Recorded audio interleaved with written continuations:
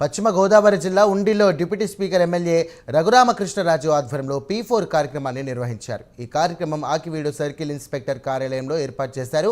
ఉండి నియోజకవర్గంలో సీసీ కెమెరాల ఏర్పాటుకు పలువురు దాతలు డిప్యూటీ స్పీకర్ రఘురామకృష్ణరాజుకు చెక్కులు అందజేశారు.